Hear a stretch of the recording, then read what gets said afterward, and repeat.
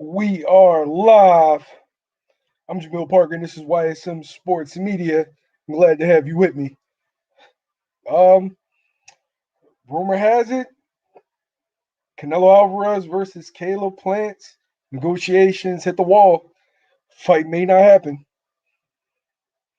Um, my first thoughts: anybody that's completely running with this, I feel like it's a bit premature. Stuff like this happens all the time. When negotiations become public, then a lot of times we hear about one side saying, okay, I'm done, I'm walking away from the fight. Other side saying, oh, we're going to look someplace else. But I would imagine that's happened multiple times with fights that actually were made. And this could definitely be one of those times. I still think this fight is going to happen. But for the sake of, let's talk about it, right?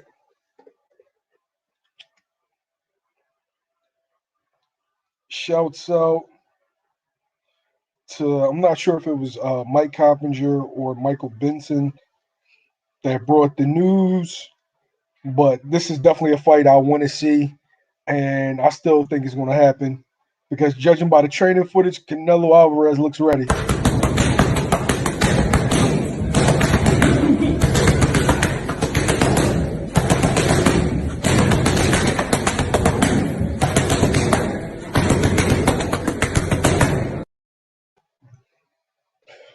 All right, so first, when news comes out like this, if you already had blamed somebody, if you said, "Oh, this is Canelo Alvarez and this bullshit," with PED testing or um, hydration clauses, or if this is Caleb Plant and Al Heyman, you're biased. If we don't know the details yet, you can't specifically blame either party. We have to wait till more things are released, right? But like I said, my odds, this is normal. This is normal. I think within 2 to 3 days, we're going to hear that Caleb agrees to whatever terms, Canelo decides to agree whatever terms, and then we're going to see the build up for this fight, whether it's a press conference in person or a press conference on Fox via YouTube, whatever.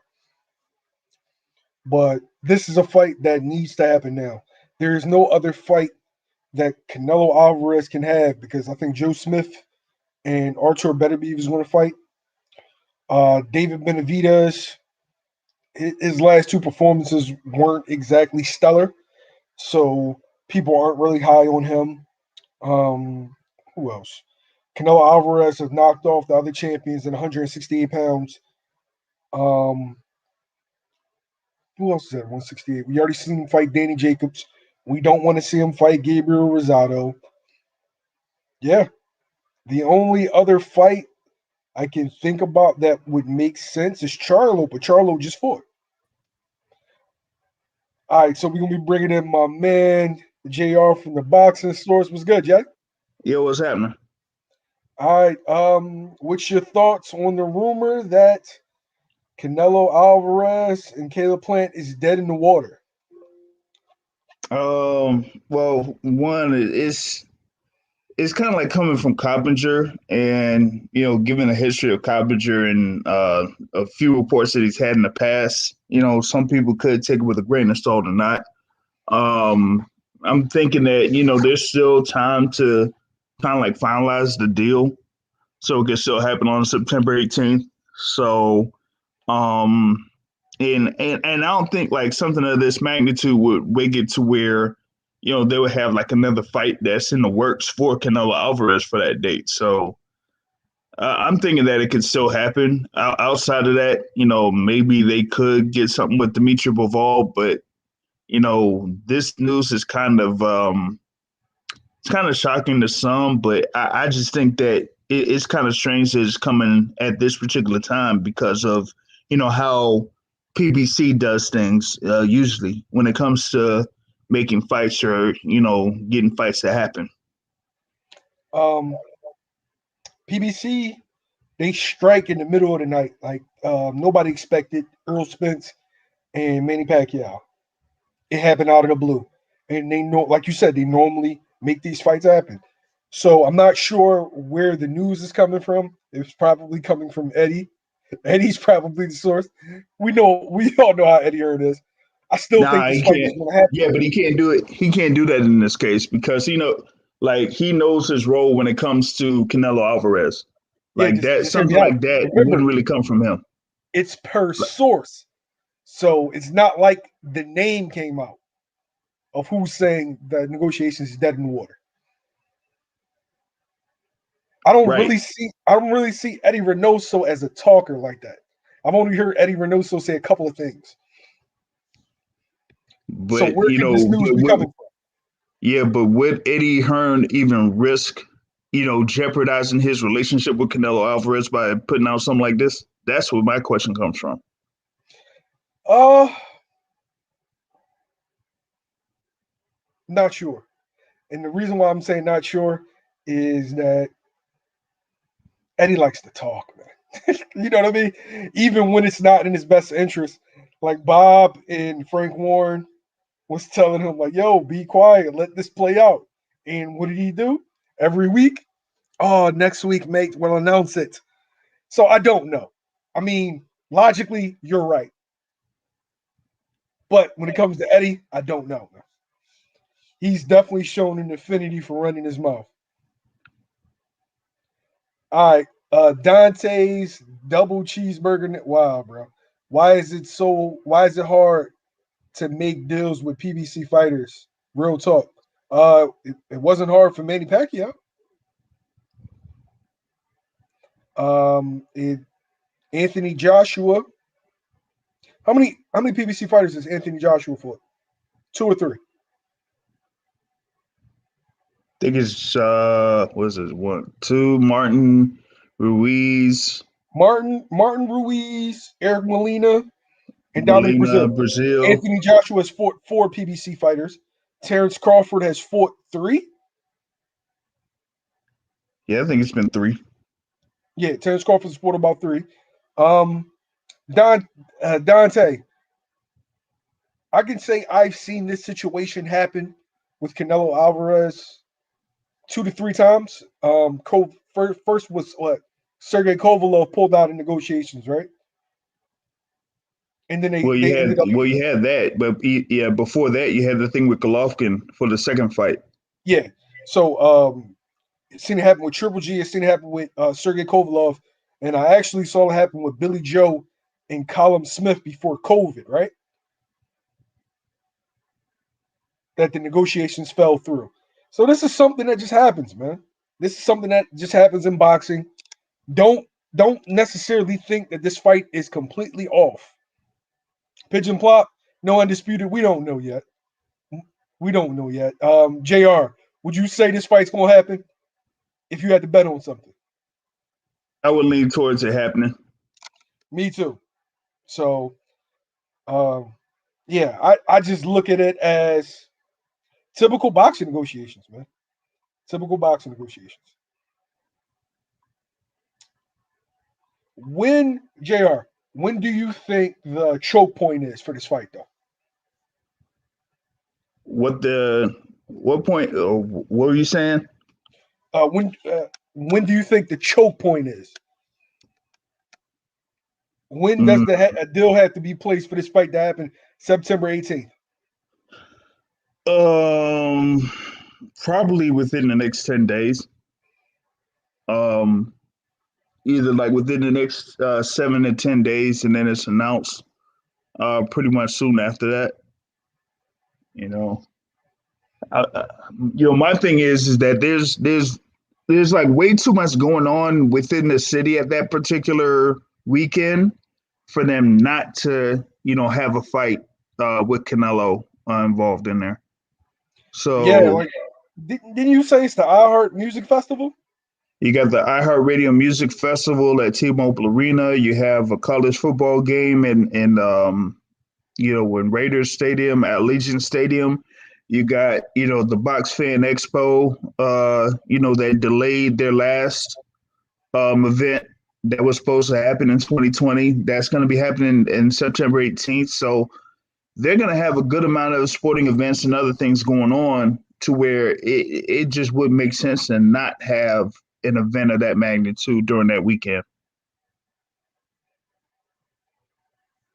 Yeah, you bring up a good point. That is a good week to actually have a fight. That is definitely a good week to have a fight because you're going to have just all different types of demographics in the building. Yeah, that's the perfect chance to have a fight. Let me get to the comments. It's not happening. Caleb Plant needs an 8-week camp. Laughing my ass off. He would have 7 now.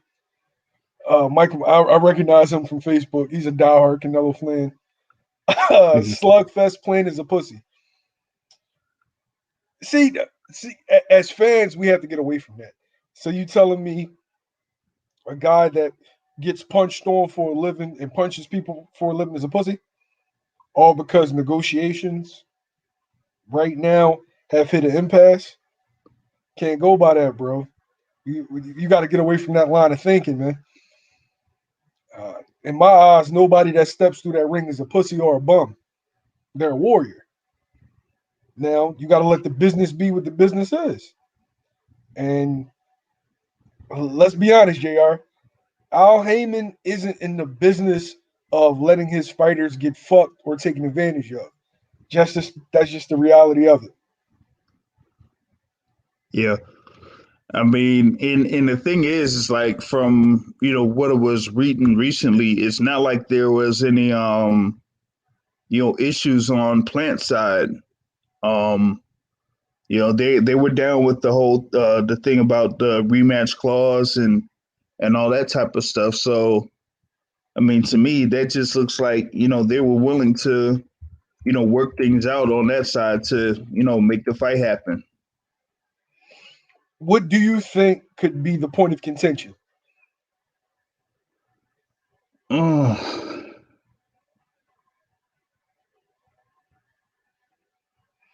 yeah, that's a good question because like I wouldn't know like what specifically would be in the contract that would say that was have somebody on either party say no and it'd be a hard no to where like everything would be off, you know because I think like the financials would be they would be on point. Other terms as far as like gloves or ring and that type of stuff that would still be Yeah. agreeable. So it's tough for me to say like what would be the thing that it points to in the contract that has some one of those parties saying no, we're not going to go for it. All right. So you bring up a couple good points. The what could actually be the one thing that would make one of the parties say, "Nah, it's not going to happen." Make the other party not budge. All right. So let me get to these comments, and then I want to bring up something that I noticed. All right. So we have. I'm sorry. We got Michael said. I said it was all cap. Did I say that last week? I still think the fight's going to happen. Samson Israel, Caleb doesn't want that smoke. I don't even know how you can come to that conclusion, but we definitely gonna find out. Maybe in the contract it has a rematch clause, and Canelo don't do that. Only one match. Hey, Gabe. From what I'm hearing, Caleb agreed to Canelo's rematch clause. So I don't think that would be necessarily it. The Jr. Didn't you hear that too? Yeah. The thing is like with Canelo, he was just going to move on a fight by fight basis. So it was going to be like a one and done deal with PBC, if he ended up winning. But if he, falls short against Caleb Plant, then, the next thing would be to, have the rematch, for those belts. But that's, one of those things where it's Canelo, where, it's too big for, it to not have a rematch, even though it's like undisputed, you know? Hmm. Uh-oh. Slugfest says Canelo needs to go after Bivol. Plant is going to be babysitting the IBF. I really think this fight happens. Al is a genius and did this shit all last minute to use as an excuse. So Plant can have an excuse again. Michael also says by the testing. My man Marky Jones says I can't wait till September 11th for Omar to beat the shit out of Fulton. Nah, you mean Brandon. And Brandon ain't beating the shit out of Fulton. Fulton gonna Yeah, stop Brandon. Uh, I'm gonna bring my man yeah, in from the UK, Shane. But I wanted to touch on this for all the guys that are automatically pointing the blame at Caleb Plant for this fight supposedly being off. First, I'm not pointing the blame at anybody. I don't have that much information to know who would I find at fault. But didn't Canelo's last fight, you heard that the fight was off due to ring size? Y'all remember that? Yeah. Didn't the yep. fight happen? Yeah, and they like had something where the thing for Callum Smith, was saying like at one point that fell apart. Like what was that, like in April or something? Yeah, this just happens. This is boxing. This is gamesmanship. Everybody wants to get the leverage. Y'all fans need to just stop reacting to every bit of news like it's the end of the world. But go ahead, Shane. What's your thoughts on that? Firstly, I want to respond to Slugfest. Bro, I'm flying out for that fight. So, regardless who wins, I want to see a dope fight. But I think Thor is gonna beat Figueroa. But moving past that, in terms of the whole Canelo stuff that's going on, I feel like people just forget that Al Heyman's a boss and he refuses to be dictated to by Canelo or anyone. So if a fight's gonna happen, fights happen when Al Heyman is happy with the terms. If he's not happy with it, then the fight ain't happening. So I don't even feel like Plant has that much control. I don't even feel like Canelo's got that much control. Or whoever's representing Canelo. Al Heyman's that dude. He's that guy. Like if he doesn't we've seen him before. If terms aren't in his favor, he'll turn down mega money fights. And we've seen him do it before. Hmm. That's a good point, Shane. That's a good point. I'm gonna hit these comments up real fast. Samson Billy won a 24-foot ring, so they gave it to him. Nah, I don't think the ring was 24 feet. I I think think they've done it at 20 or 22, I something think it like was that. 20 or 22. But you remember that it was the same situation in regards to the fight was supposedly off. I don't even listen to that talk. When you got 40 million or 10 million on the table, man, it's all about the money. Somebody not getting the pockets filled. So here we are. Uh it could be. I need more news. Packer fan 12 people need to accept that Canelo is an Eddie Hearn fighter and that free agent talk is all cap. If you want to fight Canelo, it has to be on the zone. It's simple. Canelo needs to stop with that free agent talk. Can I answer that question? Can I Go answer ahead. that question? Now, I don't know how much Packer fan knows about Eddie Hearn, but Eddie Hearn often does put guys on these so-called free agent contracts. So he does it a lot. Like he's got a few fighters in England where he's got on supposedly free agents. The difference with Canelo is the one calling the shot.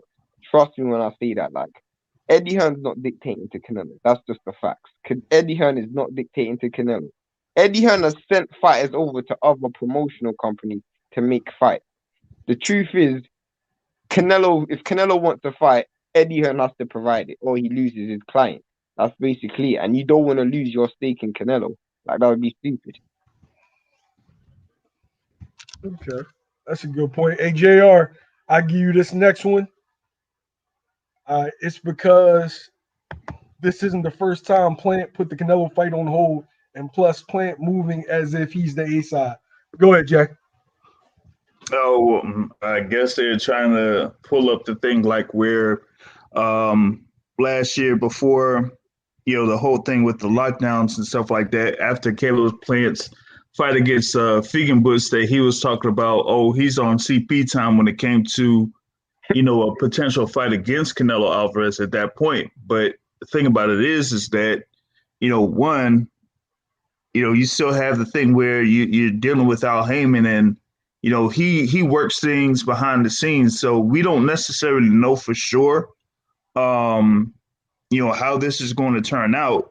And he's going to, make it the best deal possible for his guys.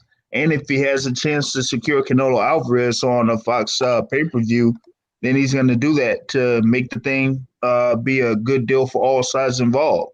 So the thing for Plant is, if he feels like this is the best situation for him at this particular time, then he's going to move to make, Caleb Plant have that fight against Canelo Alvarez. But if he doesn't, then he really doesn't have much of an issue for that. And he could probably build, Caleb Plant to a status to where he gets even more if they revisit the fight later on, like in 2022 or something like that. So it's not like, Caleb Plant really has to have the fight right now. No, he doesn't, because there could still be time for him to, build himself up and build his profile up, But, the thing is that, I just feel like, Al Heyman is just going to put the situation where it's best for his fighters to fight like someone like a Canelo Alvarez. He did it for Daniel Jacobs, so why wouldn't he do it for Caleb Plant? That's a good point. All right, Sammy Ramirez says, as long as Canelo fights the MGM September 18th, we good. But, Sam, I need a good opponent. Yeah, I was about to say that. I don't want to see another Yildirim or something like that. That Yildirim fight is pointless. So on that note, if it's not Caleb Plant and if it's Dimitri Bivol, then how would that be received? To be fair, go on, Bryson. Go ahead. I'll take Bivol. I'll take that. I mean, from a casual perspective, the casuals won't be entertained by that. But truthfully, I don't think they're gonna. If they do fight Bivol, it'll be at maybe 175. But personally, I think now this might sound crazy, but if those judges aren't on robbery, I think Bivol beats Canelo. I'll keep it real, bro. If those judges ain't trying to rob Bivol, I think Bivol is Bobby Basic, right? Good, a strong, sturdy fighter, but bro, he's straight up and down. And you can say that, but so let's keep it real. Through the 11 rounds, Agent Kovalev, who was unmotivated, was winning against Canelo. At Agent Kovalev, through the 11 rounds before he got stopped. I had it close, but I can see what you're saying.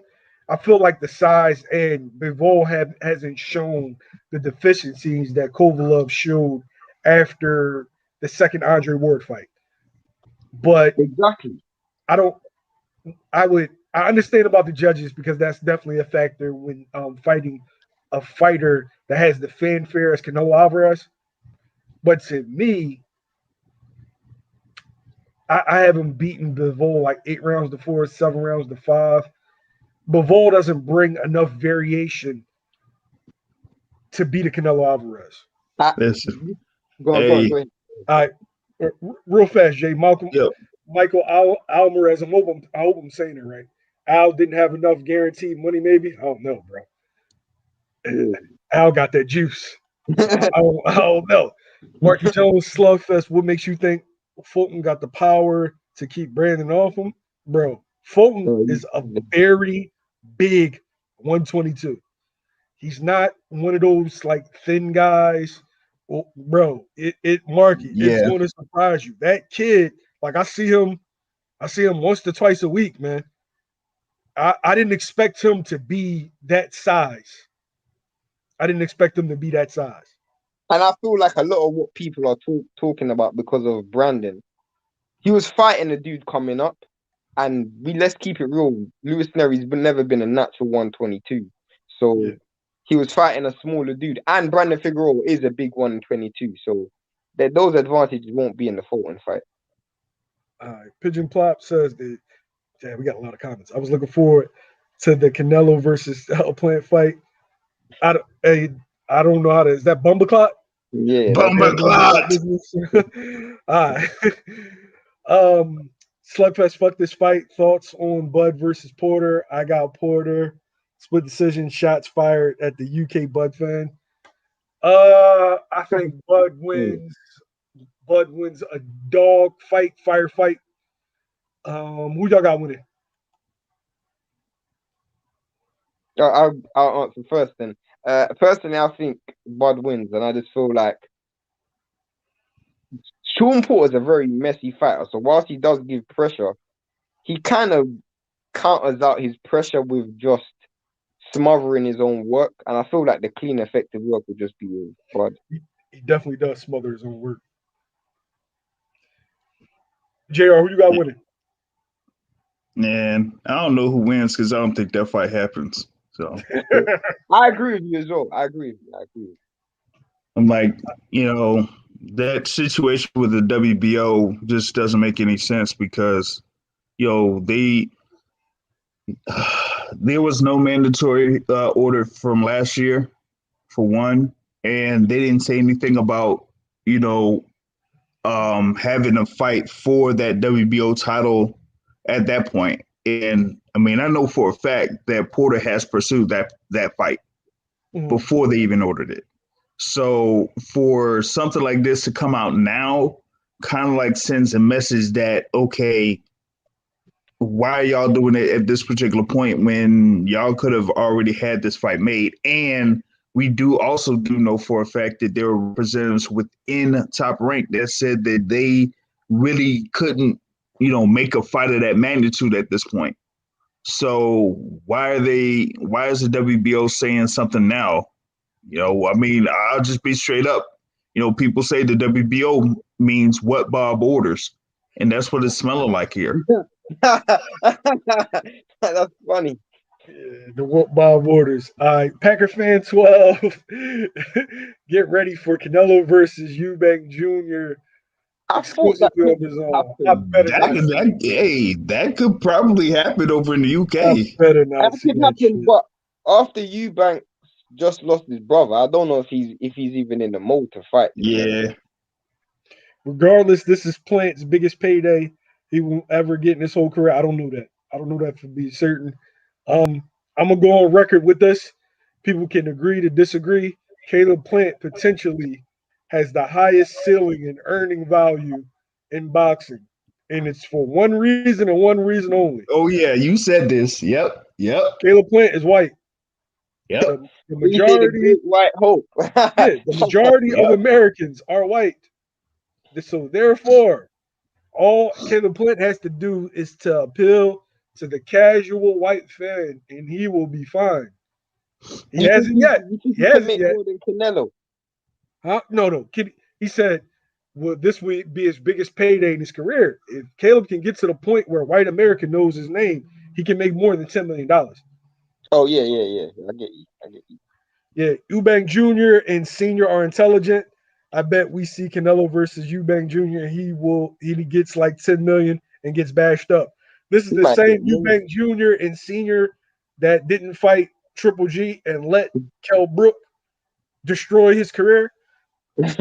And man, the whole thing with that was a little bit of it was like some real petty stuff from Eubank Senior. Really? In the reason why that fight didn't happen. It was really Eubank Senior's fault, He's not so active in Eubank Jr.'s career anymore. He's not as proactive in the career, like in terms of actually directing where his son goes. Maybe because he's got Roy, I don't know, but he's not been as active as he was. All right.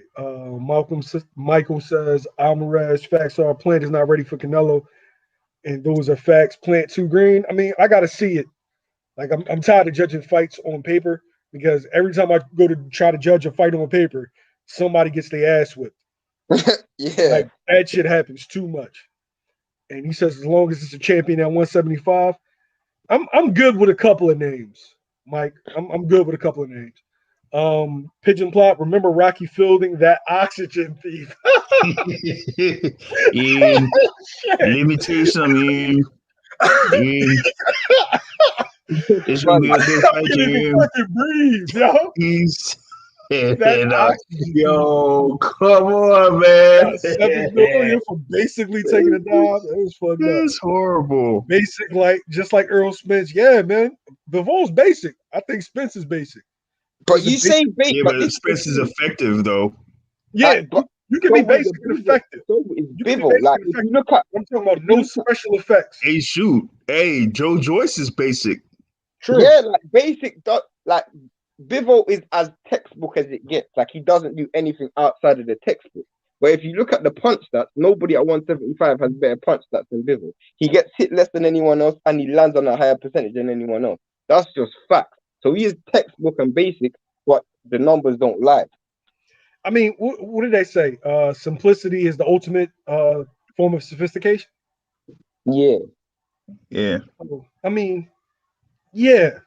Sometimes just keeping it simple, but they are basic fighters. Like we've seen fighters who are intricate, has a couple of different styles. Bivol and Earl Spence are not those guys. Klitschko's basic though. Klitschko was basic. He was basic for like 100 years or whatever he was in the heavyweight division. Ismail, the guy playing his ducking. It's his highest payday. He also in December posted a video saying he would kill Canelo, then ducks. Again, this time Caleb Plant and PBC are making boxing die. Hey yo, I gotta go in on you, Ismail, and I want to thank you for watching, but I gotta go in on you. First, shit like this happens all the time. Negotiations go sour, people say they're done, they're walking away, and then the fight actually happens. Remember, didn't they say Castano versus Charlo was off the day before? You remember that? Yeah, I remember them saying Yeah, because the whole thing with the gloves. Yeah. Remember? Then Billy Joe Saunders versus Canelo was off. Apparently, Billy Joe Saunders took a flight back to England. I just looked up the one thing on Twitter. It looked like Callum Smith versus Canelo was off, like I was mentioning earlier. So, and then months later, now it's back on and they're having a fight. So exactly, it happens. The sky is not falling. If you automatically are blaming one side without hearing the information, and right now we have very limited information. If you're automatically blaming one side, then you're biased. And that goes either way. And to say PBC are making boxing die, bro, I don't know what planet you live on, but for the last, let's say, 6 weeks and for the next 6 weeks, the only one providing any quality boxing, in my eyes, has been PBC. They're absolutely killing it, bro. Casimiro Rugen, though, dope fight. Errol Spence Pacquiao, dope fight. We just had Castano Charlo, dope fight. Fulton Figueroa, dope fight. Bro, though, they're killing it. They're absolutely killing it. Definitely a bunch of good fights. We would have been fresh off of Wilder versus Fury. Exactly. Killing it. Yeah. Canelo is king pounds. Right now he's my pound for pound number one, man. Mm-hmm. A KO is a KO. True. Canelo versus Zerto for all Mexican showdown near the Mexican holiday in September. But Zerto just fought. Yeah, he did. A couple weeks ago. And Canelo turned down that fight before, so he ain't gonna take that fight again. He ain't gonna take it now. I like the idea, but he just fought. Damn, we got a lot of comments. I'm feeling the interaction. I just can't keep up. Yeah. Shit. I want to see Plant versus Charlo to fight on the big stage before he fights Canelo. On Charlo last fight, that's a good one. That's a good fight. Shit. That's a good. But who's Canelo going to fight though? That's the thing. I love Caleb Plant. He'll end up fighting Bivol. He can still fight Bivol and pick up a belt at 175 and still be out there for the 168 belts next year. Pigeon Pop Yordam got $4 million versus Canelo. All these jokers getting huge paydays that set them up and their grandkids up for for life. Big. Yeah, this dude funny as shit. Yeah, 4 million for me, that's life-changing money. Especially if you know what to do with it. You got some, especially if you're Yildirim, bro. What the hell was Yildirim done in his career to earn 4 million? Hey, and isn't he about to be in another fight? Bro, if whatever fight Yildirim in, I'm good, yo. I don't know why. He laid down. PBC duckery again. This is a shame. I, I Yeah, say, I say it again, man. How can you blame anybody when you don't know the details? I don't pick sides, and I could be classified as a quotation marks a PBC fanboy, but I go to more Eddie Hearn and Top Rank events than PBC. I love boxing. I love the sport, Facts. man. and and everybody has their bullshit with them. Every promotional company, Everyone. every manager, every promoter has their Everyone. bullshit. They have their pros. My favorite promoter is Man, Eddie Hearn. The truth is, shoot, man, Yodom's about to fight this weekend. What the? but the truth is, Al Heyman keeps it consistent. He's never Yeah, lied. He said he's keeping everything in house. So don't get upset when he's trying to keep it in house. If he wants Canelo to sign more than a one fight deal, then that's what he wants. He wants to keep it in house. He keeps it consistent. You say Eddie Hearn's your favorite promoter, and I hear that. I understand why. But even even you can criticize him for not keeping it consistent because he has one rule for one, or not another rule for another person. So, miss me with that. true. I got two reasons why I like Eddie. First, Eddie's not afraid to try new things. Eddie puts on boxing in cities that don't normally have boxing. Like if you leave it up to Al, LA, New York, Texas, LA, New York, Texas, LA, New York, Texas. Like, bro, I don't want to have to drive or catch a plane for a fight. And That's Eddie was the first to start throwing shows in Philly, and then other people follow suit. So I'm happy Eddie is willing to break away from the norm.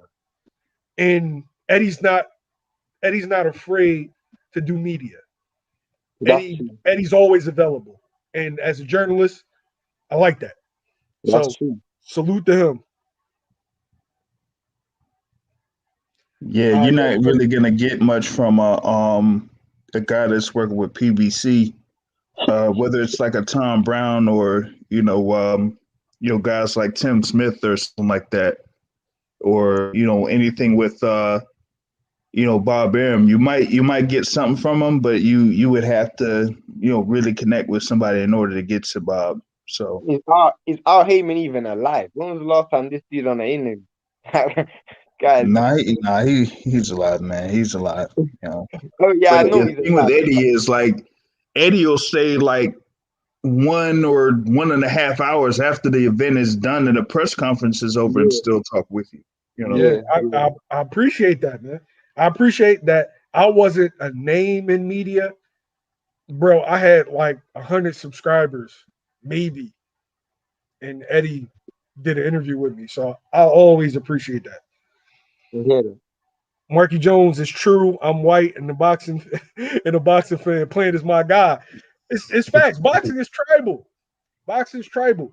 And as long as you don't dislike a guy for his race, I'm cool with it. If you want to support whatever demographic you belong to, whether it's black, white, Mexican, American, British, I'm all for it. Just don't hate on the guy because he's from another country, another creed, another race. I just want boots in the big fights. Well, if YSM is guilty for one thing, we're pro boots. Yeah, that's definite. Very pro boots. That's definite. And to be honest with you, I wish Canelo was still at 160 because that's a fight that I would like to see. Right there, bro. You're stretching it. You're stretching it. I'm talking about it in if Canelo was still floating around at 160. We talking about boots a year or two from now. You'll see in September, bro. I would have to see this dude. I get you, but I'd have to see this dude fight at 160. Like this guy's flawless, but you could when you go up in weight, you lose athleticism. I assume. Yeah, but here's the thing though. Like Boots is a fairly tall guy, Yeah, especially at 147. And what is he? He's taller than Canelo is. he's taller than Yeah, Canelo. He's bigger. He's bigger than Spence. And dudes wanted to see Canelo fight Spence. He's a I naturally don't. bigger man than Spence. I don't And know that's what why I people are said saying that there. that would be something at 160 because that's the weight that his dad fought at. His brother fought at 160. The other brother fought at 168. So if Canelo was still at 160, then that would be something that I could look forward to. But that's never going to happen. Never. Spencer's the king at welterweight. Crawford fought no one at 147. There is no king at welterweight. Nope. You can't. There can't be undefeated champions at welterweight or at a division and somebody be the king. Never. You can't. That doesn't make sense. They got to fight that out. That's why there's still no king at heavyweight, in my Yeah. opinion. Anyway. Like we can't say AJ's the king. It's a big bird out there that's talking shit and knocking dudes out. You know what I'm saying? Like they gotta fight. And even Wilder's got to get his own back, even though whatever happened in the second fight, but he's still got to get his rematch in it. So let's see that fight happen. Definitely. Caleb Plant needs to market towards that country music listening base more. Walking out to some Elvis Presley and dressing like a cowboy. I don't know about that because I think Ryan Carl tried it and it didn't work, to a certain extent, and then he got beat up too. So doesn't Caleb Plant have a black wife? If I'm wrong, correct me if I'm wrong. Yeah, Jordan is So yeah. Maybe he needs to do the Eminem route. That might be the route he might. Yeah. The reason why it's not a bad idea is because Caleb is from Nashville. Oh, fair enough. Yeah. Fair enough. Hey, Jorge Sanchez, Canelo is not fighting with Plant. It's off. Jorge, don't go by whatever little trinket you hear in the news and completely think that it's definite. This stuff happens, bro. This stuff happens. We just named 3 situations with Canelo Alvarez or that just occurred in the last year that they said the fight was off. And it happened. What did we say? Castano versus Charlo? Billy Joe Saunders versus Canelo. Callum Smith versus Canelo. It happens, bro. Let them negotiate. Yeah, but Canelo, a free agent, and Plant isn't. So it's common sense on who was ducking. Nah, that's not. No, that's not true. That's not good logic, bro. That's definitely not good logic. But guys, Canelo isn't locked into any network promoter, so it's obvious. How can people not see it? No, you don't even know what the point of contention or what they're arguing over. It could be anything. That's not even the case, because if that was the case, bro, then why did he? If he was in control of his career, then what happened when he was with Golden Boy? And fights didn't happen when he was with Golden Boy. Are we gonna blame Canelo for those fights not happening? Like, you can't say that. So that's a bad statement to me.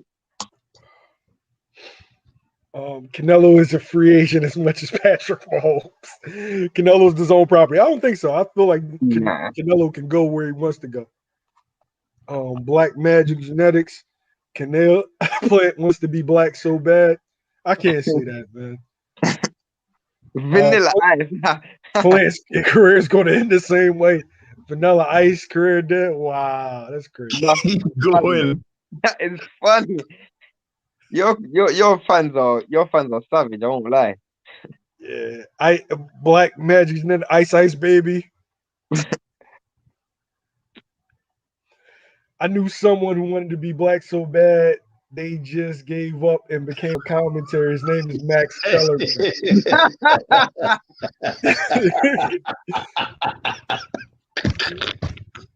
That's funny.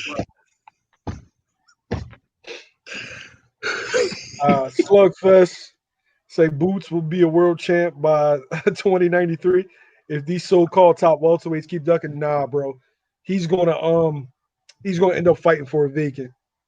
Yeah, like it's obvious. It's very obvious. He could have fought for a vacant. Boots is nothing but a body bag versus Canelo. Yeah, I said if Canelo was at 160, bro, not Canelo at 168, 175. But if they were at the same weight, nah, that's a fight. That's a fight. I have to reserve all my opinions when it comes to boots. I won't lie.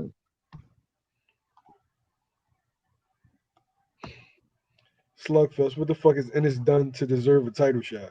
What has Yildirim done to deserve a title shot? That's all I have to answer. What has Rocky Fielding done to deserve a title shot? Exactly. What Dude's did first 22 wins with guys with like 20, 30 losses. I can tell you're not that familiar with his career.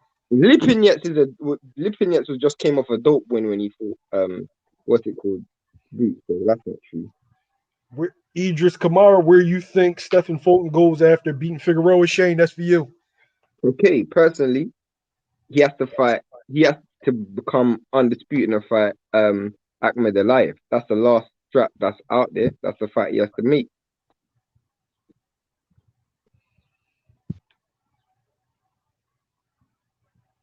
JR, where you think Fulton goes? I don't think he would have, tried to see if he could make a undisputed with MJ. They still got some guys out there. I'd like to see what happens with the that co-feature bout. Maybe the winner goes up against Fulton. Who's the co-feature? Aleem and Roman. Oh, that's a dope fight as well. Yeah, that is a good fight. I mean, I would just want to see undisputed. So it would mean having to do a business with Eddie Hearn, but I'd like to see him versus Ahmed Aliyev for undisputed. Packers fan, if you ask Caleb where he's from, he'd probably say Cashville. You damn right he's gonna say Cashville. Cashville. MJ, pronounce that for me, JR. Ahmed Aliyev. Oh, thanks, Shane. Sorry. No. I'm thank you because I was going to butcher that shit. Like he's got a dope amateur career, and obviously his win over Rahman is his claim to fame, isn't it? So. And I think Rais Aleem, he signed to Marshall, right? I thought Aleem was King's promotion. Nah, he's a Marshall Kaufman fighter. Okay. Marshall Kaufman is a promoter that PBC uses. Okay. I didn't know that. I did not know that.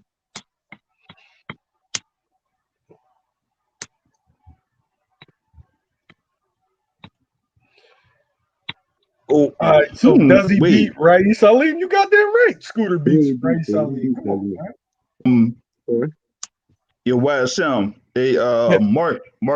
Mark Abrams said that Aleem's under King's Promotions, though. Yeah, that's Marshall. Okay. Yeah, Marshall Kaufman is the owner. Marshall Kaufman and Andrew Foy own King's Promotions. All right, gotcha. So yeah. All right, so if you know in his career he was on Christian Cardo undercards coming up. Yeah, Christian Cardo, South Philly kid, Italian kid, had a really big buzz, took a bad loss, and now is in the gym making a comeback. He went to college though. In the meantime, he caught a real bad knockout loss. I find that so funny. He's asking you if you know Ennis's career. I find that so funny. Oh. Is he asking me or is he asking the other guy? That's why I'm finding it so funny because how could he ask you that question? That's so funny. No shit. If he's asking me, no, I actually know these guys. But Christian is making a comeback. Christian's a really good fighter, talented kid. He just got hit with a shot, and Christian's been out for like almost 3 years. He's still 17-1, but he's back in the gym. He's training with Mr. Bosey. You sent him in there, JR. He was in there. Yeah.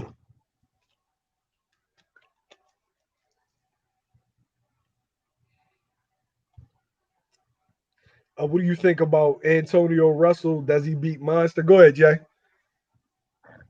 He got that, fight coming up on the 14th, man. He's going to be set up to, look for a world title shot. I don't think it's going to be against Inoue.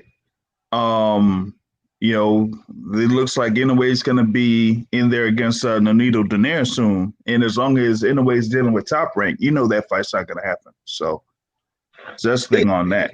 I was going to ask you a question. But is that on the 14th underneath the Casemiro Rugando undercard? Is that on that card? Yeah. Okay. Yes. That's a dope card then. Yeah, that is a pretty good card. That's in yeah, Carson, right? Yeah. Yeah. Marky, well, go ahead, Jay. The thing with the thing with Inoue too, though, is that I'm not sure like what he's gonna do at this point, because I feel like he should move up. If he goes up to another division, I think that's gonna be too much for him. And at this point, outside of like a Donaire rematch, then what else can he do at 118 unless if he becomes a free agent or just sticks with with the guy there, not with Top Rank, but the other guy that's there, that he's with, like his advisor. So yeah, I know who you're talking about. But the truth is, like, if outside of politics, that fight between the winner of Casemiro Rugando versus Inoue is a dope fight. But even if he moves up to 122, which is a monster division, he's still gonna have to cross the street, because all of the biggest fighters at 122 are still on PBC or with Eddie Hearn. So there's not much he can do at 118 or 122. Yeah. I mean, the thing with Inoue is that he's just kind of like bouncing around here and there. And the crazy thing was, before the lockdown, he was slated to fight Casemiro over in Vegas. So, I mean, maybe that fight could be revisited if Casemiro wins on August 14th. But, outside of that, I don't know what else is there as far as like what it could do at 118. He signed to PBC after lockdown. Wait, let me get this comment. YSM, if you saying he fought anyone, you don't know his career. And it's had it easy. All right, so check this out, right? So what dudes need to understand is guys that are signed with promoters and guys that aren't with a big promotional company, their careers are going to be different. Guys that aren't signed by a big promotional company, they have to pay for fighters. They have to pay for opponents out of pocket. So that's why they fight so often. And that's why the guys may not be of note. Promoters, on the other hand, have to overpay to get their quality talent fights. And that's why they end up building their guys faster so that they can make a return on their investment, because they end up kicking out upwards to 100 to 200,000 for an A-level prospect before they make any money off of them. Marky Jones. So let me get at Marky real fast. All right, give me one fighter that Ennis fought in his first 20 fights. Easy. Armando Alvarez. He stopped him. Armando Alvarez was like 17 and 0, 18 and 0. 18. That was 17 and 0, 18 and 0. He stopped him. That was when he done that freeze, innit? When the guy threw the punch and he froze, and then that was dope. Slug, I'm from Philly. I follow these dudes' fights. I've been to Ennis fights coming up, and he fought no one. I'm a realist at the end of the day. What part of Philly you from, Marky?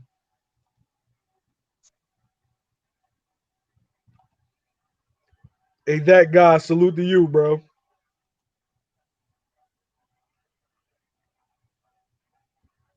Can't base everything off resume, because how did Corey Sanders beat Klitschko? And KO Klitschko. Oh, all right. So I want to put you on something, right? Marky's from Huntington Park. That's basically the next hood over from Mons.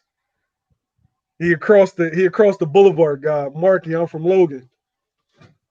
Jeez.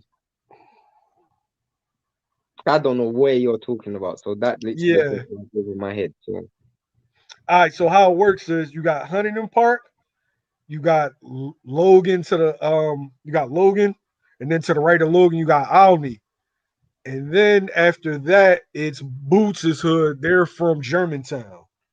You can show me when I'm there. Just Yeah. literally just direct me where everything is.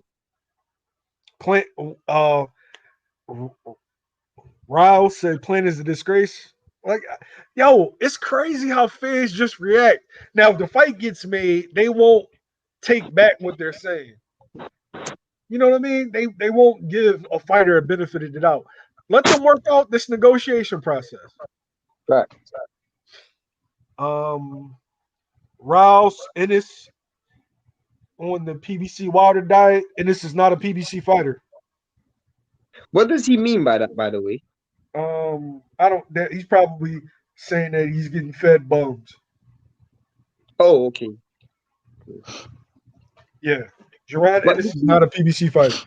the truth is, though, like sometimes, and I said this last time I was in your live, sometimes you can trust your better judgment and the eye test. Like, you didn't have, like, you don't have to be a genius to look at young Floyd or young Andre Ward and see that this dude's gonna be a world champion. Like, they might have been fighting 5-year-olds or 15-year-olds. You could see that these dudes were gonna be superstars. It's the same thing with Ennis. Like, this guy doesn't have to fight like a Sean Porter, Terence Crawford, Errol Spence for me to be able to see that technically this guy has so small amount of flaws. Like, it's actually quite clear that this guy he's a flawless fighter, almost flawless fighter. A lot of times, guys got to understand that big promotional companies move fighters differently than small promotional companies. It's honestly a money thing, and if you aren't down with Al, down with Bob, down with Eddie, they're not going to give you a crack at their top guys, their top prospects. Why?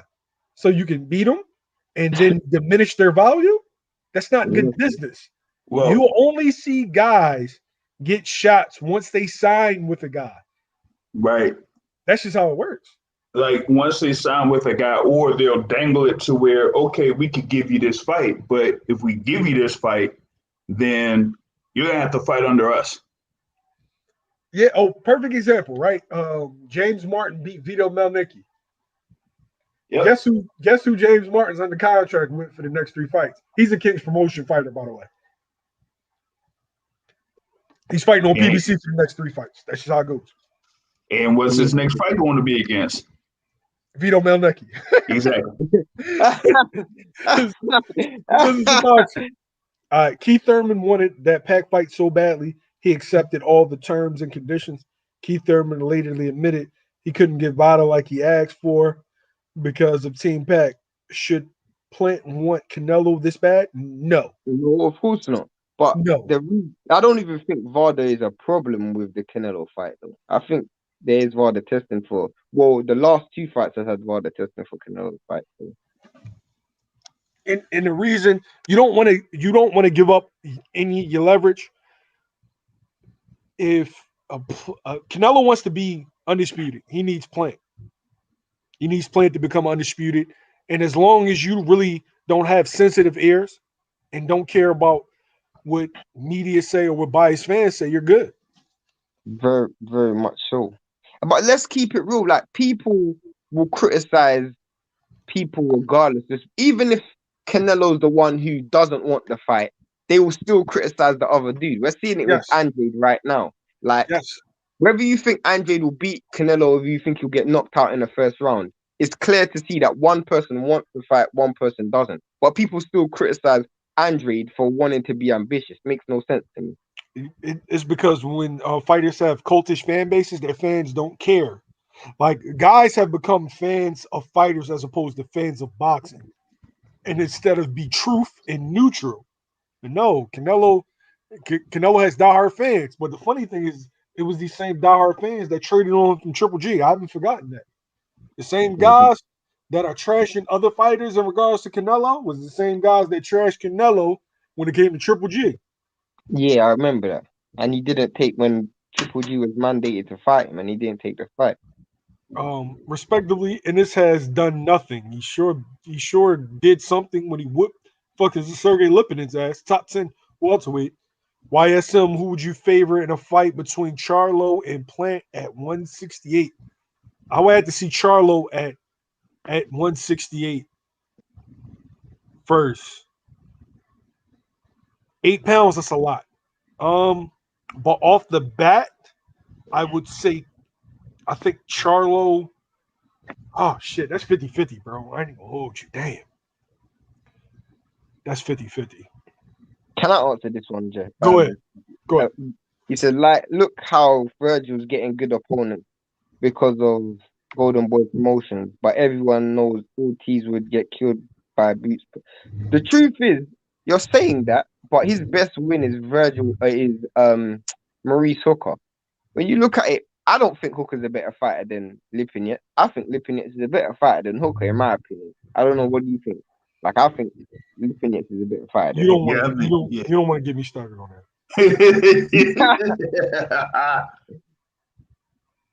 JR, answer that before I blow a gasket. Listen, Maurice Hooker is ass. And we're not talking about a good ass. We're talking about an ass that has, a whole bunch of cellulite flinging at the bottom Yeah. and it's just out there just looking nasty. That type of ass. I'm gonna be politically correct and say Maurice Hooker's not good at boxing. Wow. Let me just say that. It's plenty of dudes. No, Marky, no. There's plenty of dudes. Have you ever seen Maurice Hooker hold his hands? There's plenty of dudes that I know that aren't even on that level yet that will beat the shit out of Maurice Hooker, yo. Or my mother. Yeah, I appreciate you, y'all. If you're not subscribed to the channel, please subscribe. Don't forget to like, share. Also, subscribe to the Boxing Source. Great content. G5 Jeff TV. That's who Shane represents. Go to G5JeffTV.com, theboxingsource.com. Hey, yo, these guys I'm talking to, they are really, really deep into boxing, man. Shane's out of the UK, goes to all the Matchroom, all the Hennessy sports events. JR is actually the guy that kind of taught me the game. He took me on my first outing, and I will always appreciate him for that, man. Lipinet's a little guy and slow as fuck. Ask Lamont Peterson. Yeah. He even gave Mikey a good fight as well. Yeah. Let's keep it real. So don't start to minimize Sergey Lipinets because Boots destroyed him, because y'all wasn't saying none of that shit before Boots won him. So don't do that.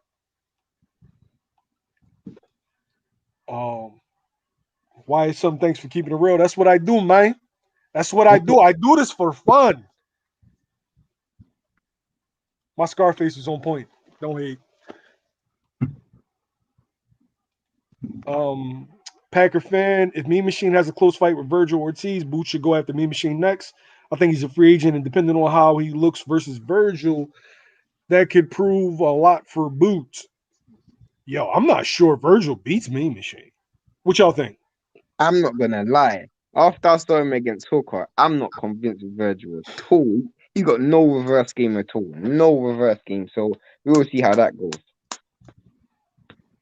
I mean, there was one point, after he had his fight with Samuel Vargas, was where I said where Virgil Ortiz would be at in the 147-pound division. I'm looking at this Kavaliauskas fight, and I'm thinking that this is going to be a real tough fight for him. Kavaliauskas is somebody with the technical skill and ability that could give someone like Virgil Ortiz fits, because like you were saying there, Ortiz is a come forward fighter, more of like a pressure fighter. And, Kavaliauskas could catch him.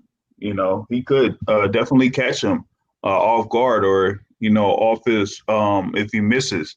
So, I'm really interested in this particular fight to see how Ortiz deals with someone like Kavaliauskas. It's a good fight. It's definitely a good fight. Marky Jones says Hooker is not that bad. Stop you out your motherfucking mind, Marky. Yo, like so many people look at Maurice Hooker and they're like, yo, come on, man. I can't forget when they even entertained the possibility of having Boots in there against Maurice Hooker. I was Yeah. like, come on, man. I remember watching Hooker. He was fighting in Dallas on Eddie undercard, and he got a decision over a guy that clearly beat him. I'm like, damn, this dude. Oh, that this was dude is funny. horrible. That was That like was his first fight off at Yeah. 147. I'm like, this dude is garbage. Wasn't that the Flanagan fight? Was that the Flanagan? I don't. It might have Could been. have He's been. garbage. I'm sorry, and mind you, he's my brother, and I wish him success. But if we're gonna be honest, like as far as elite boxing goes, elite boxing. Let me preface that he got the world level, and I had to respect that. But as far as the elite fighters, he's at the bottom, the absolute bottom of world level boxing, like the bottom. I'm talking about. He's so far at the bottom, he's like phasing through the floor like the Flash. Oh, You know what I'm saying? Like wait, Packer fan said, I think Maurice Hooker beats Lipinets at 47 easily, to be honest. You ouch, man. Man, if Packer fan, if you in Wisconsin, I wish I could teleport through YouTube and punch you square in the face for saying that. No.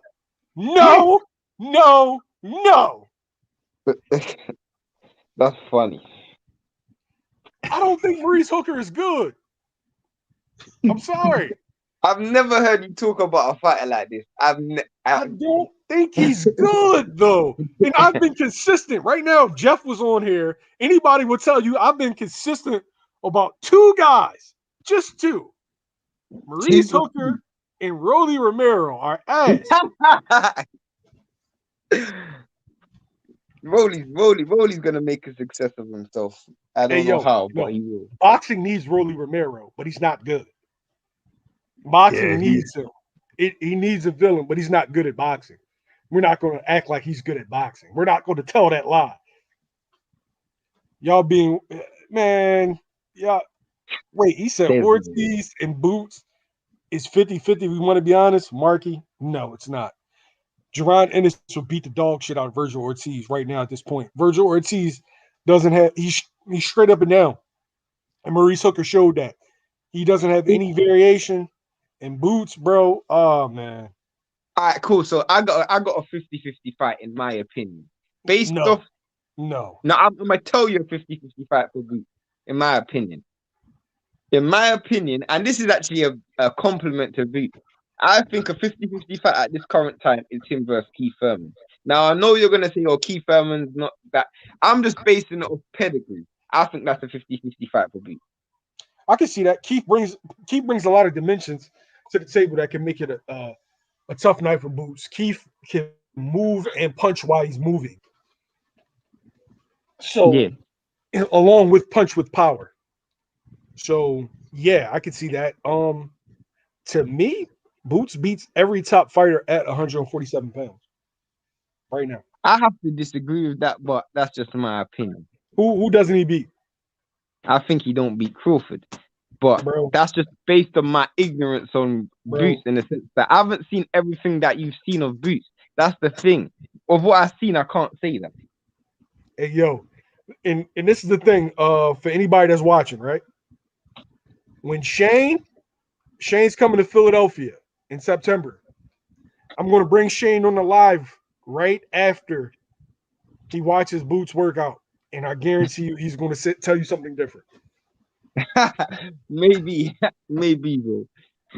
Maybe we got to post some more clips of Boots in the gym, like Maybe, I did a few days ago. No, it's not that. It's the fact that I haven't seen, like, for example, I've never seen him take a real solid punch from a puncher. So I don't know if he's got good whiskers. I don't know, like, he's never had to fight at a high tempo for rounds upon rounds. So I don't know if he's got a good engine. I maybe could be proved right and say he does, but I don't know. What does it say? This is going to be Virgil's version of a Victor Ortiz versus Madonna moment, sink or swim. Yeah. I mean, we all know Mean Machine comes to fight now. Good amateur pedigree. Come forward fighter, applies a lot of pressure. And We all know Virgil's going to be there to be hit. So we're gonna find out what Virgil is in this fight as far as how he deals with that. But I want to see him against somebody who can move and punch. What's your thoughts? I agree. Yeah, same here. All right, Samuel Vargas Hooker, now Mean Machine. That's because of promotion. Boots would love that comp, but it's harder because Oscar's overpaying for those opponents. But Oscar don't have much fighters to pay for, so he can do that. Yeah, Mean Machine ain't ass. To be honest, no, I don't think Mean Machine's ass. Mean Machine's a solid fighter. I think Maurice Hooker's ass.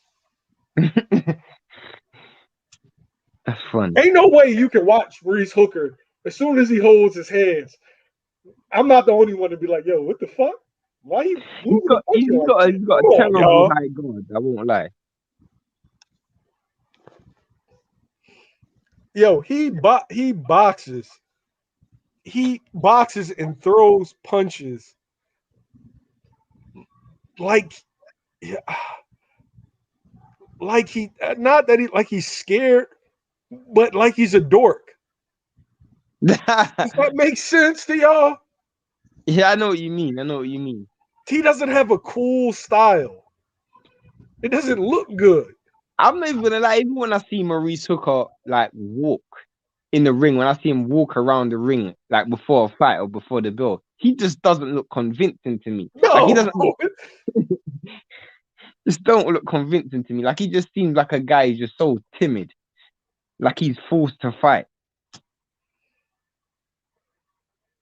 I just think Lipinets is done, and in the weight class he's too small for. I mean, he lost to a guy who we think is the next big thing. So I can't really say he's done. Like, I think Boots does a lot of people that way. Marky, because he want to talk in this up and and make it look like lippy nuts. That's funny. It's something in Hooker shit, but we can't never say that. We can't never say Ennis got a better resume than Ortiz. No, Boots doesn't have a better resume than Ortiz, but that doesn't mean he's not a better fighter. I mean, Crawford doesn't have a better resume than Spence, and a lot of people believe that Crawford is a better fighter. I believe Crawford's a better fighter. I mean, I'm just saying, you will never will because of his superb head movement, yeah? Only 50-50 fights for Boots, in my opinion, is Charlo at 54. I agree. I completely disagree with that. That's the only dude I think that will give him problems.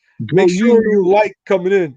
5 douchebags actually dislike. I'm not even really that sold on Charlo at 154, man. No, I was just about to say that. I don't rate Charlo. Need to stop, man. I don't rate Charlo that. Well, you know this, YSM. I picked Castano to win comfortably before the fight, and you know this. I'm not convinced on Charlo at all. I'm not convinced. I've never been convinced on Charlo. Trust me.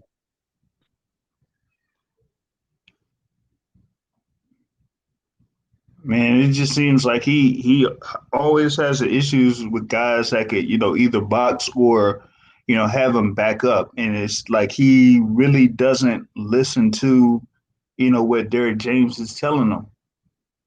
And that's like an issue. He's in every fight because of his power, but it's almost like he doesn't want to start off and use his power and just walk through everybody. Exactly. Like, boxing is, as people love to say, 90% mental. He has terrible boxing IQ because this guy don't listen, and majority of the time he tries to deploy a style that's not conducive to the opponent that he's fighting. Like, he held his feet for most of the Castano fight when he could have just boxed. Like, bro, I'm just not sold on this dude.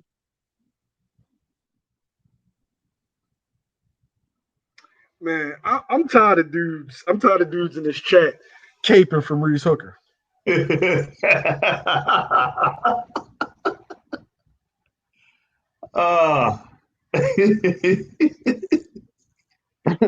Funny. Look his best against Virgil Ortiz. Oh man, I'm tired of it. I think Laura might beat Jermel at 154. Yeah, I can see No. that too. But Laura's moved to 160 now, hasn't he? Yeah, I think Laura's going to stay at 160. For some reason, I want to see Boots versus Jared Hurd and see Boots pound him for 12 rounds. Now he'll stop Jared Hurd. What about all Philly fight and Boots versus J-Rock? That or Boots He'll versus stop J Danny Rock too. Garcia. What about Danny Garcia? Boots versus Danny. He beats Danny. I don't know if he stops him. I mean, Danny's got a good chin.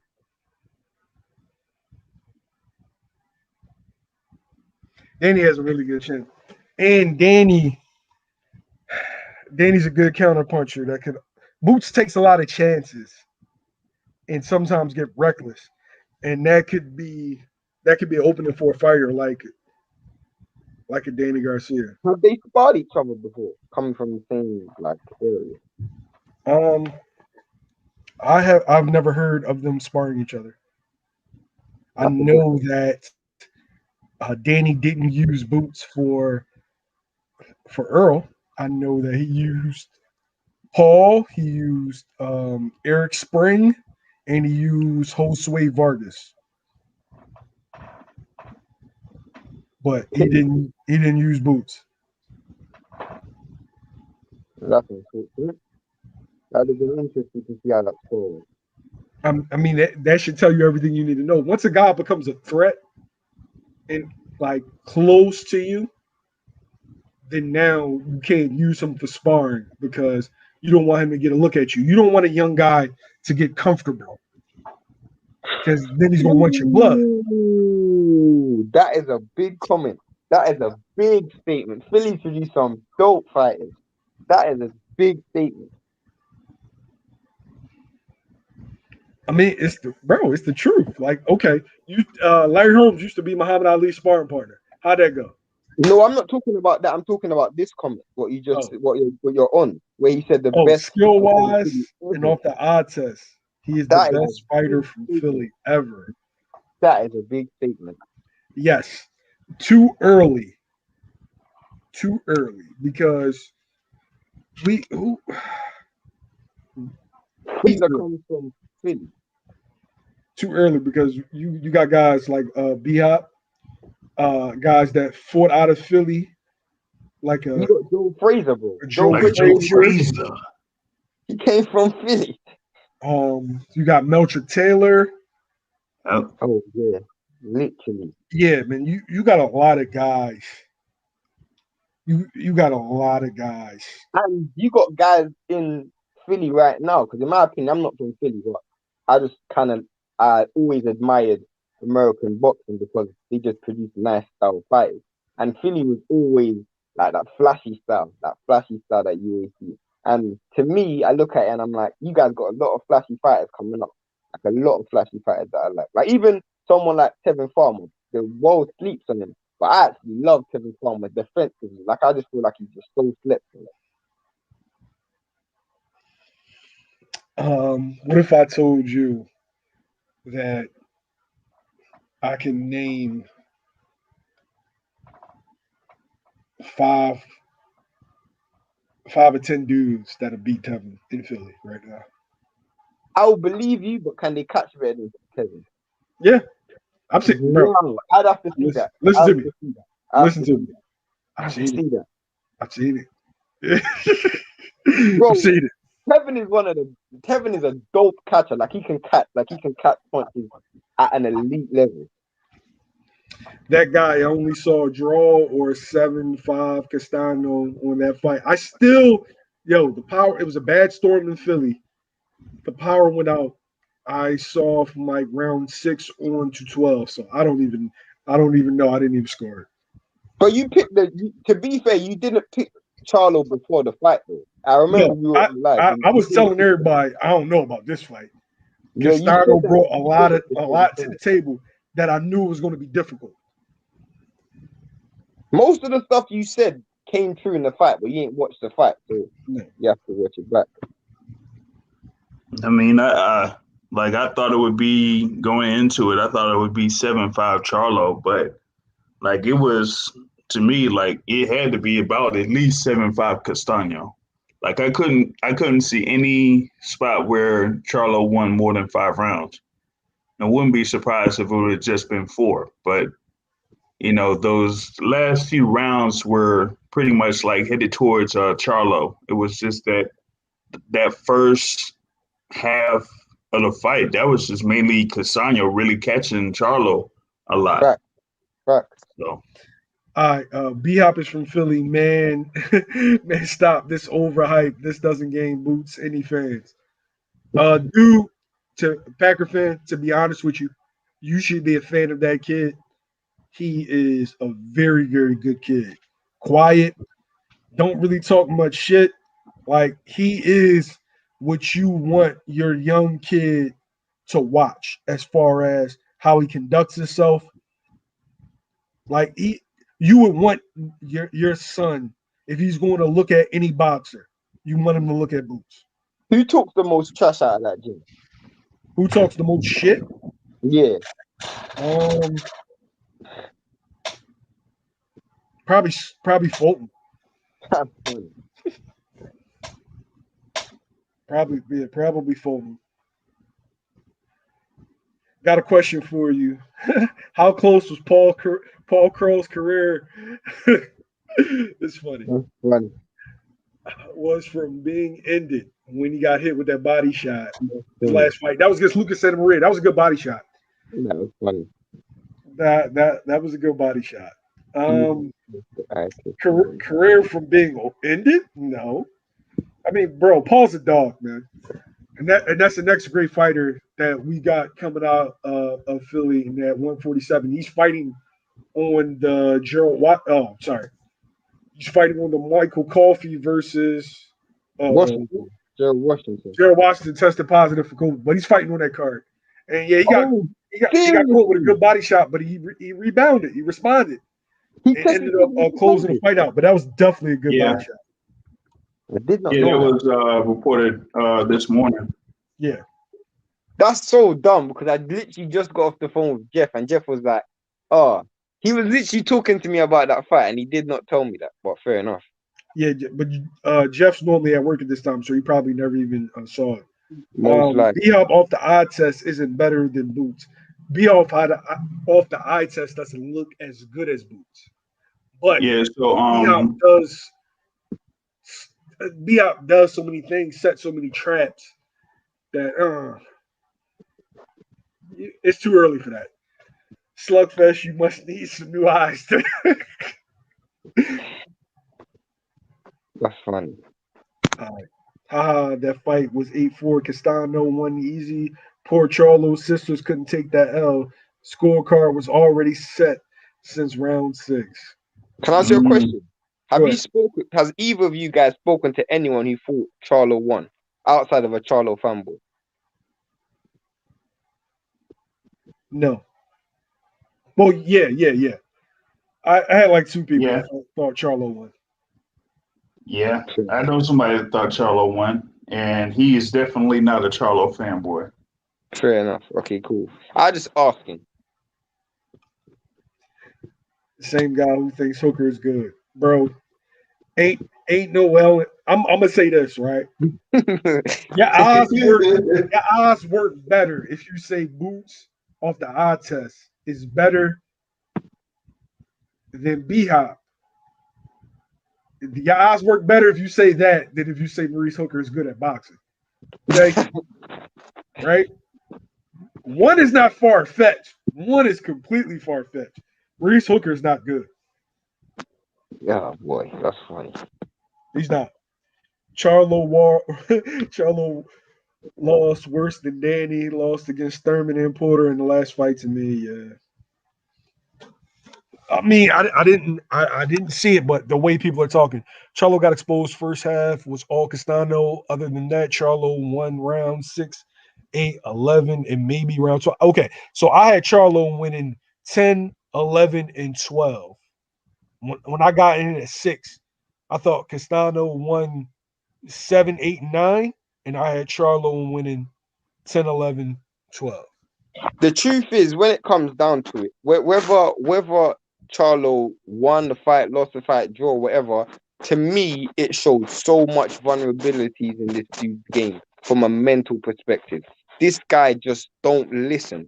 And even in the interview, when like his coach is trying to talk, you can just literally see like this guy just don't listen. And this is what happens when dudes, they're just so delusional. Like his fall from grace is gonna be so hard because when he looks at that after he takes another loss, the dude he looks in the mirror, he's not gonna recognize because he sees himself as God. He sees himself as bigger than his own trainer. So the fact that his trainer's talking to him and he's not listening, bro, I don't think I'm not convinced on this dude at all.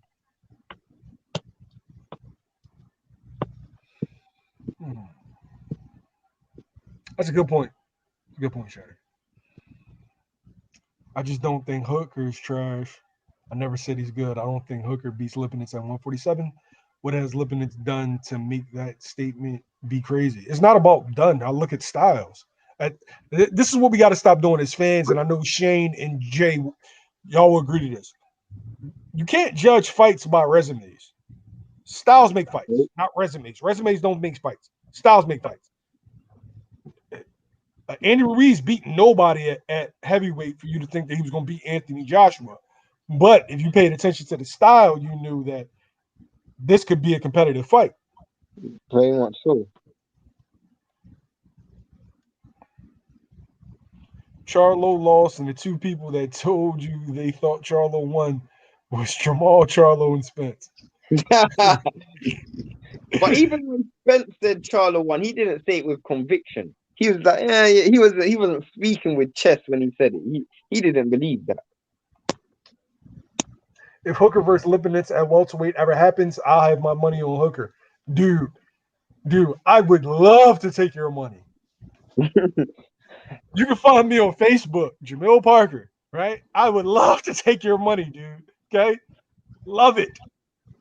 We've left the topic of Plant versus Canelo. I don't know how we did. We did. It ended up being a conversation about Maurice freaking Hooker, man. Yeah. Oh man. Well, yeah, let's.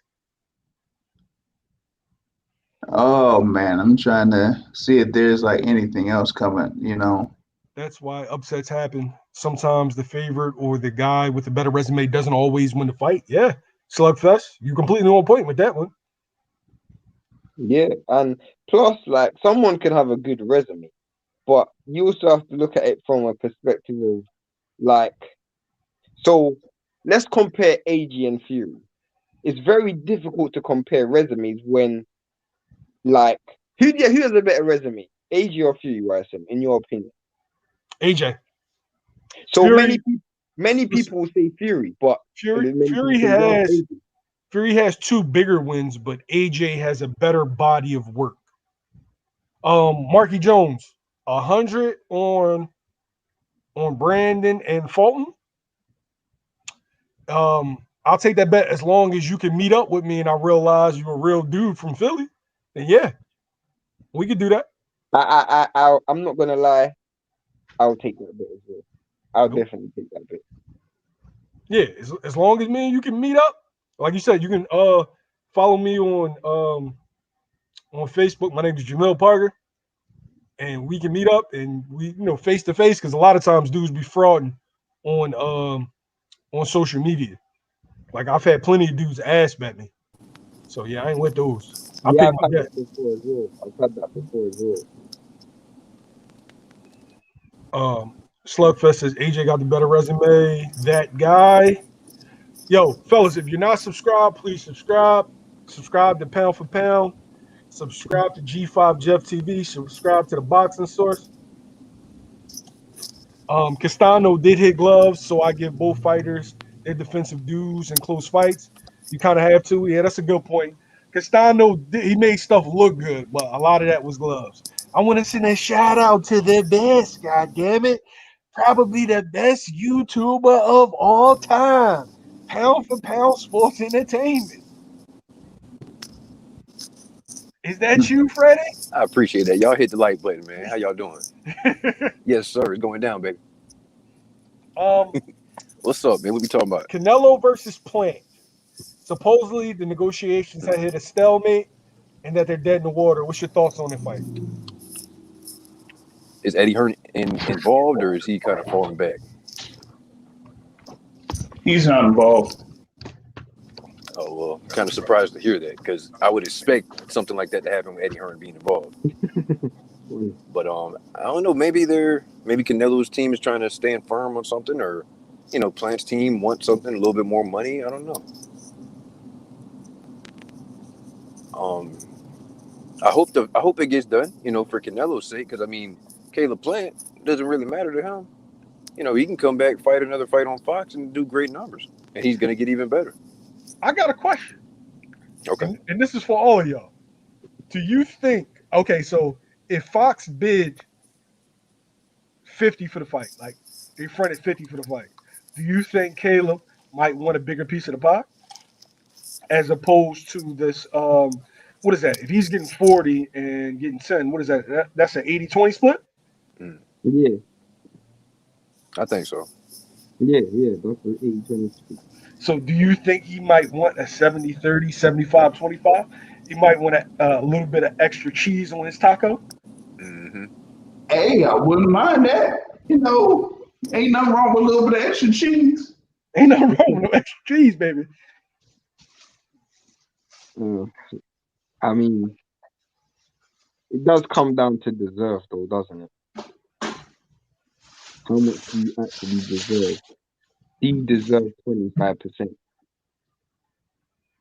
Or Hey, 30%? 80-20 is that's a, whew, like, you know what I mean? But he does deserve 80%. Let's keep it real. Like he is bringing 80% of the ticket sales or pay-per-view buys or whatever it will be. Hey, yo, you know what somebody taught me? Is that you are worth whatever you can negotiate. Facts. So, I mean, think about it. Like, if this fight doesn't happen, what's Canelo gonna do? You're not gonna be undisputed at 168. Where you gonna go fight? What's the name? Better be at 75. He's gonna need time to prepare. You know what I'm saying? Who else you gonna fight? You don't want to fight Benavidez, but he doesn't have a fight coming up. Yeah, he does. August Yes. 28th against He's his not gonna be. category. He's not gonna be available. Charlo's not gonna fight you yet. Like, what we doing? Nah, I mean, it just sounds like it's just all some PR stuff, man, because we're way too close to that fight date. You're not going to pick up somebody to fight Canelo Alvarez on September 18th with, that short of notice, with the exception of if they just said, hey, I'll just keep yourself ready, just in case this falls apart. But outside of that, man, I don't see, anybody else that's lined up for Canelo Alvarez outside of Caleb Plant. I mean, like before you got on, we were mentioning, talks kind of fizzling when Canelo was fighting Golovkin for the second time, or, Callum Smith before, the whole thing with the shutdowns and whatnot. So, and those fights still ended up happening. So, Would they I push think- the fight back? hey, yo, hold on 1 second. Marie is not a good boxer. Did y'all hear? That's funny. Even my daughter knows. Even my daughter knows what's up. Go ahead, y'all. Would they push the fight back, like if they can't get an opponent, or is September 18th definite? Nah, that date is what they're aiming for Canelo Alvarez. I mean, I know that he's had fights in December twice with the thing with Callum Smith, and then the other one with Rocky Fielding. But they still want to have that marketing thing of fighting on Mexican Independence weekend. So that's the thing about it, is they want to have that weekend locked down for Canelo Alvarez, and there's not really anything else that could, and the other thing too is that a lot of other fights kind of circle around what Canelo does, and this has basically been the case for, the past 2 or 3 years, is that like they see what Canelo's going to do and then plan their events after that. So That's the thing here with this is that they kind of like, had things positioned to where, okay, if Canelo's fighting on September 18th, then, we're going to have or make other fights to be later on, like September 25th or October 2nd or whatever. So it's September 18th or bust. Said Plant would get more money at a pawn shop. Come on. Yo, I got some characters on this live, man. Y'all some funny dudes, yo. Life's a gamble. He's going after Bivol. You saying that like Bivol moves the needle, but I mean, hey, I'll still watch. Yeah, exactly. Canelo can fight anybody. He's gonna do great numbers. No, don't. I can't even say that because I don't know what the numbers look like on DAZN, or because he hasn't been specifically on pay-per-view in years. So I don't know if he's doing Earl Spence numbers or is he doing Wilder versus Fury numbers. Okay. He's not. They don't show it. They don't. But I mean, if they keep on paying him the money, he got to be doing something. Why am I going to keep paying you if I'm not getting any money back? You know what I'm saying? I'm not getting a return on my investment.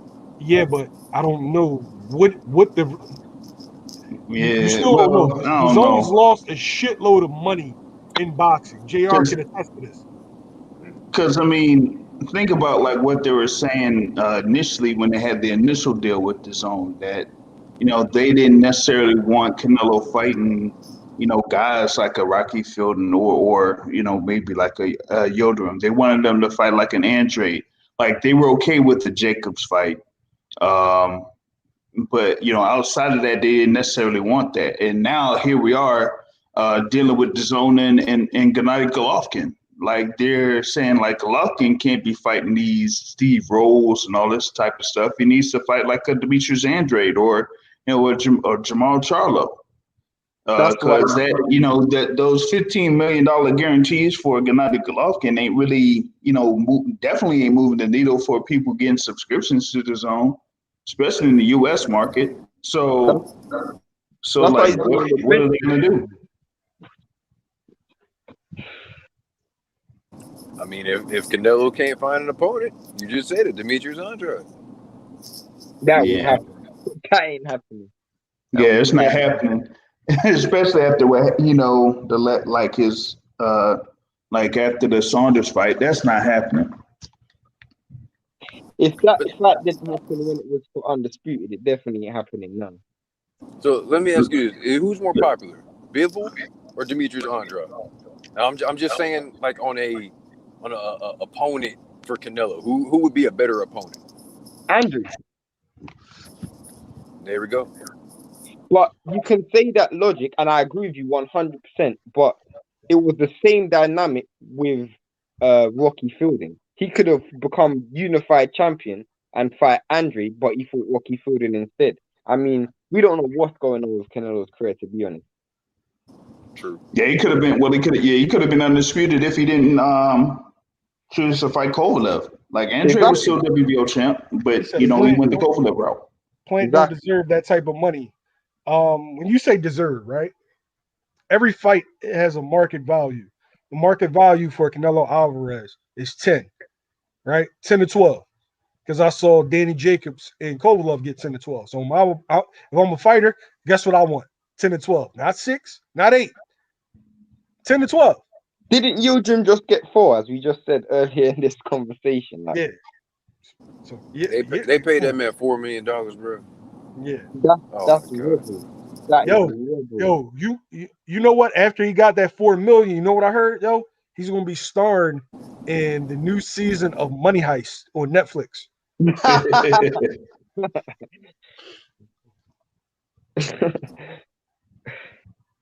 Because as soon as the going got tough, he turned to his corner. Did that check clear? Check, please. Okay. Yeah, give me the check. Or he would have did like that dude that was gonna fight Efe Ajagba, and then once the bell rung, he walked out the ring. Hey yo, and this is the funny thing though, right? For all y'all guys that love to be anti-PBC and use Rick Glacier's tweets and Rick Glacier's posts as validity, that was Rick Glacier's fight that walked in the ring and walked out of the ring with Efe Ajagba. True or not true? I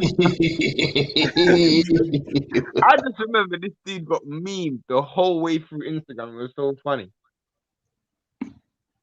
It's not understanding how Plant wants the A side money, which really means one thing. Hey, I like money too. But I don't think he wants to be A side though. I just think he wants more. If I'm getting an 80-20 split, if Canelo's getting an 80-20 split, they ain't come on, bro. That's wild. Bivol already previously said he moved down to 168 for Canelo and Canelo only. I mean, I don't know what Bivol will look like at 168, but I'm pretty sure he'll get his ass kicked.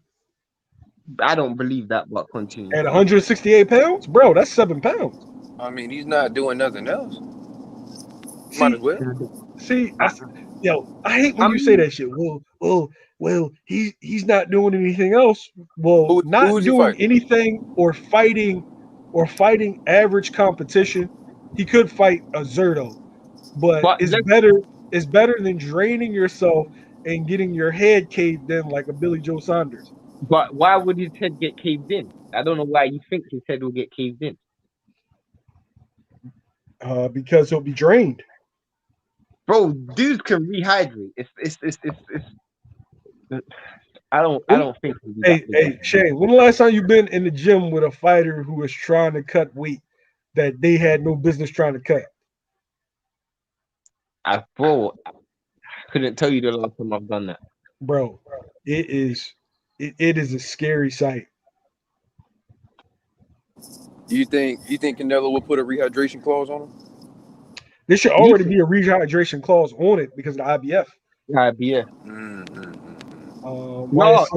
No, but Canelo don't have IBF. Yeah, I was about to say, who got the IBF? Yeah, but Caleb Plant does. Yeah, but Plant has it. If the title's on the line, then that rehydration clause applies. No, don't they waive that for unification though? I don't think so. No, they don't waive it for unification. They had it for Taylor and Jose Romero. They didn't for the Jacobs fight. YSM, I think I can't pronounce that. Eobov win for Boots was underlooked because Eobov beat Kareem Mayfield. Kareem Mayfield was a potential opponent for Floyd before Floyd fought Berto. Can I say one thing about that Eobov fight? Go ahead.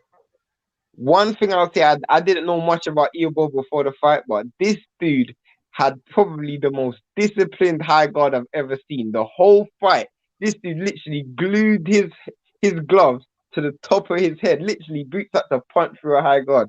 The whole fight, I'll never forget that fight. That fight was funny.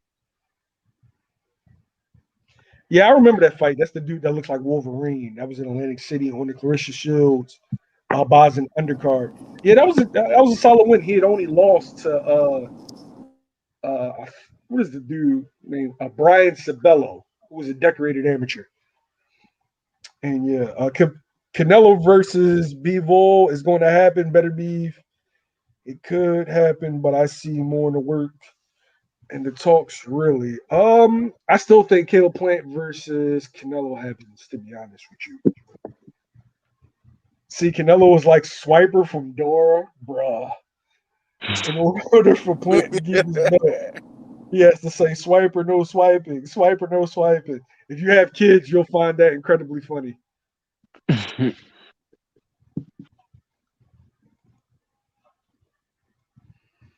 Rocky Fielding is a pimp. Got $7 million for taking a knee versus Canelo off a nothing shot. Yay! Oh my god! Yeah. Yo, he got 7 for that. Yeah. Man, the zone is giving out money, bro. Did he? Yeah. Did he really get $7 million for that, bro? If he got 7 for that, I'll fight that nigga right now, bro. Has he even fought since? Nah, he has. He fought one time. Why would he? I would negotiate in my contract. Give me my bread in Bitcoin or Ethereum. You know what I'm saying? The truth is, if I'm Rocky Field, if I'm Caleb Plant and I see this dude made 7 million, I want at least 14. There's no way I'm taking 10. This dude had no belt at that time neither, and he got 7 million. Yeah, I need that. Rocky So- Federer's my hero. I got a question for everybody. Out of all the possible Canelo opponents, who has the best shot of beating him? David Morrell Jr. Artur Beterbiev. David Benavidez. Damn, everybody had a different answer. For real. Nobody for Charlo? Artur Beterbiev. No. I mean, Charlo would be high on my list, but each fighter, I think David Benavidez gets washed, to be honest with you. If you remember that fight with Porky Medina, bro, he just walks into shit. Canelo have a field there. He'll just walk him into shit. What about No. Beterbiev at 175? That'll be the slow, but very disciplined in the pressure that he provides. Okay, the reason why I said Beterbiev is because I'll ask you this question. When was the last time we saw Canelo go in reverse? Because we're not saying Canelo's gonna get Beterbiev to back up. So when was the last time you saw Canelo go fight off the back foot? Triple G. In the first fight. And Yeah. did he win that fight? In my opinion, all right. So I didn't like Triple G fans at that time, so I'm like, yeah, it could have went either way. But honestly, in a dark room alone, nah, he didn't win that fight. So that's my point. Canelo reverse game against Beterbiev, he'll get outworked, and if not, he might even get like really, really beaten. Like Beterbiev don't hit like a light heavyweight, he hits like a super heavyweight. All right, y'all. We had an hour and 46 minutes. I'm about to sign off. Any last thoughts? Closing any of y'all on this saga? We'll start with JR. Does this fight happen? I'd say it still happens. Shane, does this fight happen? In my opinion, it does, yeah. Freddie Edison Jr. Does this fight happen? The fight happens. All right, so we're all in agreement. This fight happens. I want to thank y'all for joining me. I really appreciate it. Don't forget to subscribe to my channel. Subscribe to the Boxing Source, G5 Jeopardy TV, Pound for Pound Sports. Even though I'm better than all of them, I still love them. I appreciate them. I appreciate them joining the panel. And yeah, we got to do this more often. Hopefully, we get this fight. I want to see an undisputed champion at 168 pounds, and I really like both fighters. So on that note, I'm signing off. Appreciate you, that guy, Black Magics, Slugfest, Pigeon Plop, Packer fan, my man Marky, Life's Gamble. Who else? Yeah, appreciate all y'all, man. Appreciate Divine Savage, or appreciate you. Appreciate y'all for coming on, man. Till next time.